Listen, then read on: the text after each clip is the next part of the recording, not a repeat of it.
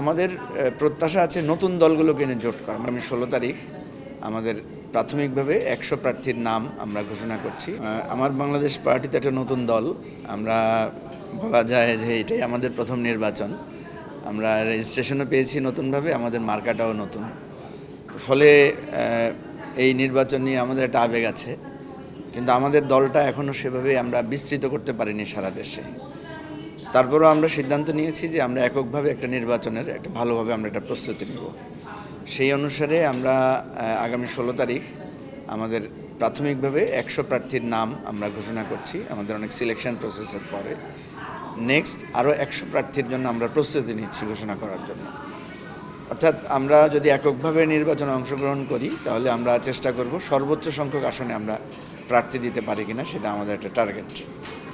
দ্বিতীয় স্পেলে হচ্ছে যে কোনো জোটে আমরা যাব কিনা। হ্যাঁ, জোটে যাওয়ার ব্যাপারেও আমাদের একটা সম্মতি আছে বা আমাদের নীতিগত চিন্তা আছে। সেক্ষেত্রে আমরা চিন্তা করব, আমরা যেটা মানে মূল ভিত্তি তৈরি করেছি যে জুলাই অভ্যুত্থানের আকাঙ্ক্ষা এবং ঐক্য, এই দুটো জিনিসকে ধারণ করে যে সমস্ত দল আগ্রহী একটা জোট করার জন্য, আমরা তাদের মধ্যে ইতিমধ্যে আলোচনা শুরু করেছি। আমরা প্রথমত 3টা দল, এনসিপি, গণ অধিকার পরিষদ, এবি পার্টি, এটা নিয়ে একটা আলোচনা করেছি। এরপরে গণতন্ত্র মঞ্চের অন্তর্ভুক্ত 6টা দল, তাদের সাথে আমরা আলোচনা করেছি।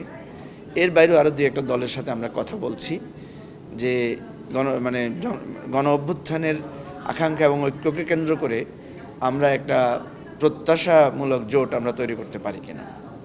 আপনারা জানেন যে এর বাইরে বিএনপি এবং জামাতের 2টা জোট নিয়ে আলোচনা আছে। বিএনপি যেটা বলেছে যে তারা জামাত ছাড়া অন্য যে কোনো দলের সাথে জোট করতে আগ্রহী।